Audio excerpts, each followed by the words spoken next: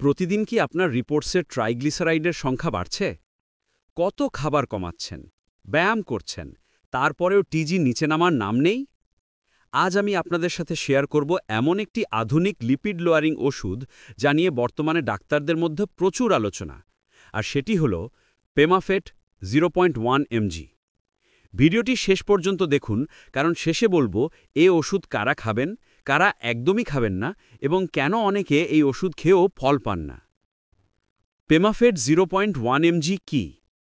পেমাফেট হল পেমাফিব্রেটের একটি brand tablet যা ইনসেপ্টা ফার্মাসিউটিক্যালস লিমিটেড তৈরি করে।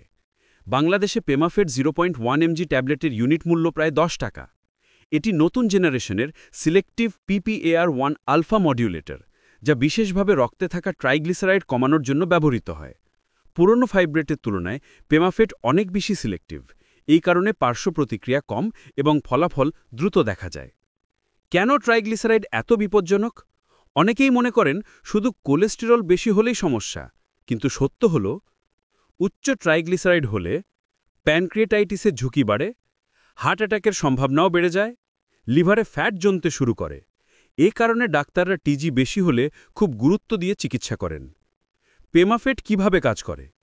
এই ওষুধ লিভারের ভেতরে থাকা PPAR1 আলফা রিসেপ্টর সক্রিয় করে, যার ফলে রক্তে থাকা ক্ষতিকর ট্রাইগ্লিসারাইড কমে যায়, VLDL কমে, লিভারের ফ্যাট মেটাবলিজম দ্রুত হয়। স্বাভাবিকভাবে খাবার দমিয়ে বা ব্যায়াম করে যতটা টিজি কমে, পেমাফেট সেই প্রক্রিয়াকে আরও দ্রুত করে। কারা সবচেয়ে বেশি উপকার পান?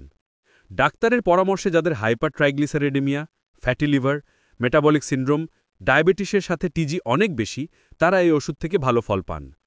কিছু ক্ষেত্রে ডাক্তাররা স্ট্যাটিন প্লাস পেমাফেট একসাথে দেন, তবে এটি সম্পূর্ণ মেডিকেল সিদ্ধান্ত এবং বাড়তি মনিটরিং প্রয়োজন।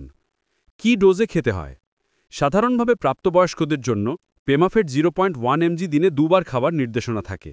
খাবারের সাথে বা খাবার ছাড়াও খাওয়া যায়, তবে কারোর কিডনি বা লিভারের সমস্যা থাকলে ডোজ অবশ্যই ডাক্তার ঠিক করে দেবেন।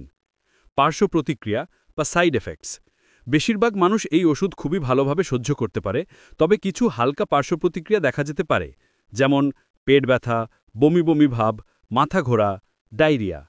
আর কিছু গুরুত্বপূর্ণ সতর্কতা আছে, যেমন যদি মাসেল পেইন বা উইকনেস অনুভব করেন, যদি ইউরিন গাঢ় রঙের হয়, যদি অস্বাভাবিক ক্লান্তি লাগে, তাহলে অবশ্যই চিকিৎসকের সাথে যোগাযোগ করবেন। স্ট্যাটিনের সাথে একসাথে খেলে মাসেল প্রবলেমের ঝুঁকি একটু বেড়ে যায়, তাই মনিটরিং প্রয়োজন। কারা খাবেন না? পেমাফেট ব্যবহার উচিত নয় গর্ভবতী ও স্তন্যদানকারী মায়েদের, যাদের লিভারের গুরুতর রোগ আছে, যাদের গলস্টোন বা পিত্তথলির সমস্যা আছে, কিডনি রোগীরা ডোজ পরিবর্তন ছাড়া ব্যবহার করা ঠিক নয়।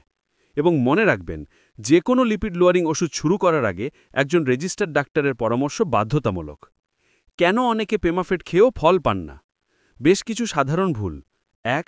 ওষুধ নিয়মিত না খাওয়া, 2. ডায়েট কন্ট্রোল না করা, 3. চিনি বা কার্বোহাইড্রেট বেশি খাওয়া, 4. ফাস্টিং টিজি টেস্ট ঠিকমতো না করা। টিজি কমাতে ওষুধের পাশাপাশি কম কার্ব, কম মিষ্টি, নিয়মিত হাঁটা এসব অনুসরণ করা জরুরি। পেমাফেট 0.1 mg হল আধুনিক এবং শক্তিশালী একটি ওষুধ, যা উচ্চ ট্রাইগ্লিসারাইড কমাতে অত্যন্ত কার্যকর। তবে ডোজ, খাদ্যাভ্যাস এবং ফলো আপ, এই তিনটি বিষয় ঠিকমতো মানলে সবচেয়ে ভালো ফল পাওয়া যায়। যদি ভিডিওটি উপকারে আসে, তাহলে অবশ্যই লাইক দিন, শেয়ার করুন এবং দ্য মেডিসিন ডায়েরি চ্যানেলটি সাবস্ক্রাইব করে পাশে থাকুন। দেখার জন্য ধন্যবাদ।